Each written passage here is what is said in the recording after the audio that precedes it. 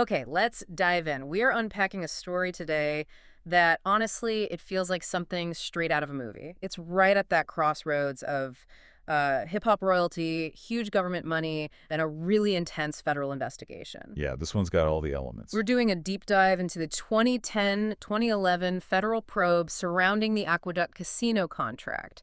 This was in Queens, New York. And this wasn't just any contract, right? This was for the so-called Racino, a massive project combining a racetrack with video slot machines. Huge. It was positioned to be the only place like it inside New York City limits. You can imagine the potential value there. Billions. Easily a guaranteed cash cow. And when you have that kind of money mixing with state politics, What? well, the pressure gets pretty intense. Exactly. So our mission today is basically to follow this trail. How did the FBI and federal prosecutors end up serving subpoenas to some massive names in entertainment, in politics, and it all centers on the group that actually won the bid, Aqueduct Entertainment Group, or AEG. And, right away, there was this immediate glaring red flag. Something that made the whole deal seem, well, suspect from the start. Which was? AEG. They got the nod from Governor David Paterson at the time. But here's the thing. Their initial proposal projected the least amount of revenue for the state compared to all the other competing bids. Wait, hold on. The least revenue. The least. Initially, it just didn't add up, from a purely business perspective for the state. Okay, that's strange. So they bid low, somehow win this multi-billion-dollar deal, and then what happened? Then, after they secured the contract, suddenly they revised those revenue estimates way, way up. Ah, okay, so it looks like maybe they lowballed just to get in the door? That's precisely what it looked like. And that weird situation choosing the lowest bidder, then this sudden revision, that's what triggered the alarm bells. Big time. Yeah, I can see why. It instantly took this from just, another contract award into something that demanded serious federal scrutiny. So, if you're interested in seeing how high-level politics, celebrity business deals, and federal oversight can crash into each other, well, this is where it gets really fascinating for you. Let's definitely get into the details, starting with the main celebrity figure here, Shawn Carter, who everyone knows as Jay-Z. Right. So the Aqueduct Racino, as we said, huge potential prize. The kind of thing that attracts big players, including celebrity investors looking for major opportunities. And Jay-Z, he'd been eyeing this specific deal, trying to get involved since at least 2009. And his proposed role wasn't small, right? We were talking about a potential 7% ownership stake in AEG. That's right. A significant piece. And he wasn't going it alone. He partnered up with some heavy hitters. You had casino mogul Steve Wynn involved. The Vegas guy, yeah. But maybe even more importantly, politically speaking, he was working closely with Reverend Floyd Flake. Okay, and Reverend Flake is a major figure in Queens politics, tons of influence locally. Exactly. And that's the kind of synergy investigators tend to look very closely at in these situations.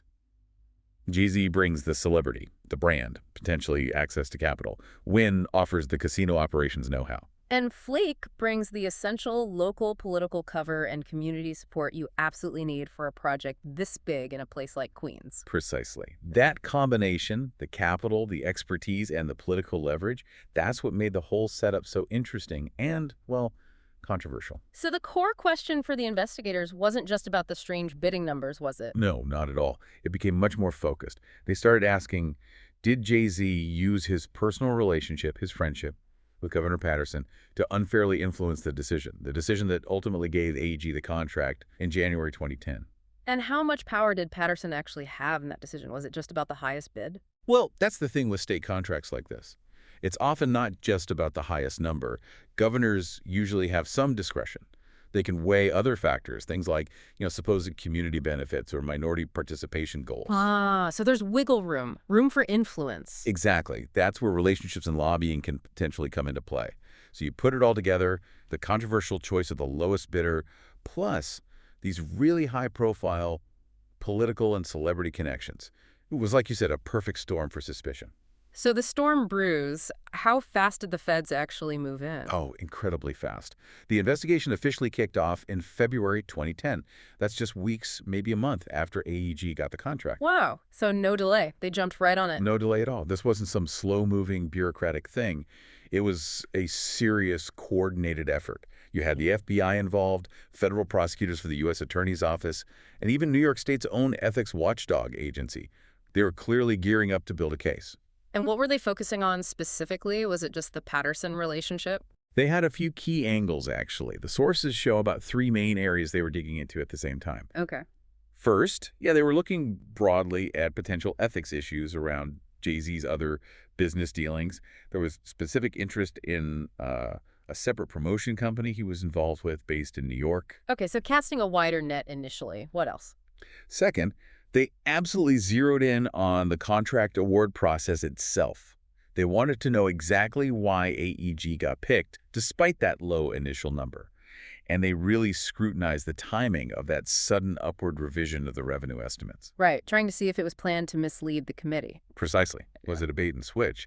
And then third, the big one, politically speaking, they dove deep into potential influence peddling related to Jay-Z's personal connection with Governor Paterson. Trying to find proof that the friendship crossed a legal line, like bribery or maybe illegal lobbying. Exactly. They were looking for any evidence of a quid pro quo, something concrete. Which leads us to, I imagine, the subpoenas. That brings us right to March 2nd, 2010. That's the day the federal hammer really dropped, and this whole thing exploded into a huge media story. Because subpoenas went public, that's always a major escalation in a federal investigation. Oh, absolutely. Formal legal demands for information. Yeah. And they went out to all the key players, the big names. Yeah. Obviously, Shawn Carter, Jay-Z himself was subpoenaed. Okay. But also Russell Simmons, who was acting as an advisor to the AEG group, and, of course, Reverend Floyd Flake, Jay-Z's partner in the venture. And what were they asking for? Just testimony? No, much more than that. The document requests really show how deep they were prepared to go. This wasn't just, send us a summary. They wanted everything. Like what specifically? Think about the scope. Financial records, anything related to investments in AEG. All the documents about the bidding process itself. And here's the crucial part. All communications between Jay-Z and Governor Paterson. All communications. Texts, emails. Everything. Texts, emails, memos, even handwritten notes, apparently. Anything that passed between them.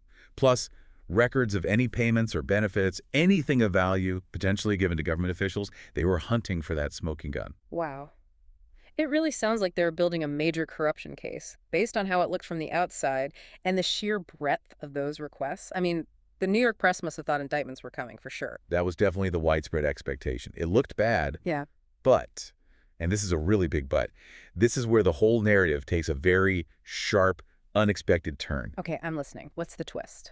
So, despite all that heat, the federal subpoenas, the media frenzy painting Jay-Z as this active 7% partner, the official report from the investigation, which finally came out over a year later in May 2011, it revealed something stunning, a critical finding. What, Jay-Z never actually signed a formal deal with AEG. Wait, seriously, after everything, the 7% stake, the partnership talk, it was never legally formalized, like on paper. Never formally executed. Right. Correct. There were discussions, proposals, clearly intent. Sure.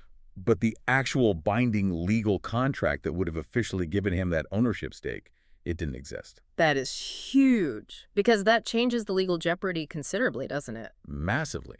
Mm-hmm. Because if he never formally owned that stake, proving he illegally used influence to get that specific stake becomes incredibly difficult, almost impossible from a criminal prosecution standpoint. It separates the talk from the legal reality. So even if the plan was maybe to leverage the friendship for a future stake, the lack of a signed contract provided a kind of legal shield. You could call it that. It was the technicality, or perhaps the crucial detail, that seems to have mattered most legally. And you can see how they reacted once the investigation started. How so? Well, the investigation gets going, subpoenas hit in early 2010, right?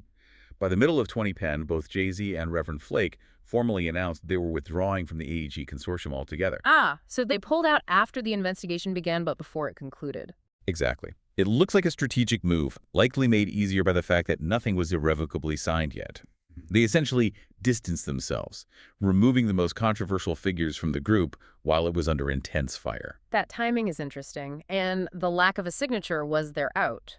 We should probably mention Russell Simmons too, right? He was subpoenaed as an advisor. Yes, and Simmons was very vocal publicly. He came out swinging, basically slamming the reports and defending Jay-Z, saying there was no corruption involved. Which, in hindsight, lines up with the final legal outcome based on that missing contract. It does. The withdrawal, combined with that crucial finding about the contract never being formalized, it effectively undercut the main angle for prosecutors regarding Jay-Z's potential criminal liability for influence peddling tied to ownership. Okay, so let's talk about the aftermath then, because even without criminal charges, A 15-month federal probe involving names this big Hmm. that has consequences. Oh, absolutely. You're right. From a purely legal perspective, the bottom line is probe ends May 2011, and no criminal charges were filed against Jay-Z, Simmons, Flake, or other key people connected to the Aqueduct bid. But the project itself, AEG didn't just sail through after that, did they? Not at all. The project was essentially tainted. The investigation completely derailed Jay-Z's involvement, obviously. But more than that, the AEG contract itself eventually got terminated. There were too many complications, too much scrutiny. So the whole Racino plan stalled? It faced major delays and a huge cloud of reputational damage. The whole thing became politically toxic for a while. So even without charges, the investigation had a massive impact on the project. What about the bigger picture? Any lasting changes? Yes, and this is maybe the most significant long-term consequence. It wasn't about individual prosecutions in the end, it was systemic. The whole episode was, frankly, a huge embarrassment for New York State. Because of how it looked, the low bid, the celebrity factor, the whiff of political favoritism. Exactly. The appearance of improper influence was just overwhelming, even if criminal conduct couldn't be proven in court for those individuals. So the lack of charges didn't mean the system was fine. It meant the system needed fixing. Precisely. The intense scrutiny directly led to major reforms in how New York handles these kinds of big money contracts, especially for things like casinos. They brought in much tougher ethics rules. Like what? More transparency requirements, stricter rules about lobbying and communication, trying to close those discretionary loopholes that AEG seemed to navigate. It was a direct response designed to prevent that kind of situation, or at least the appearance of it, from happening again. The state essentially had to clean house. Okay, so recapping the whole saga, the Aqueduct deal is this incredible case study, isn't it? Where celebrity power, political connections, and massive government contracts all collide. Definitely. And the absolutely crucial detail, the thing that seems to have prevented criminal charges against Jay-Z personally, was the finding that his proposed 7% stake was never actually formalized in a signed contract. Right. That seemed to be the key legal point for him. Yet the mere attempt to get involved, the structure of the deal with politically connected partners like Reverend Flake, that whole effort caused this huge political firestorm.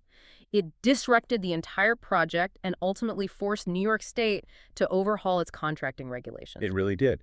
Which brings us to a really interesting question, maybe something for you, the listener, to think about. This investigation did lead to stronger ethics rules in New York.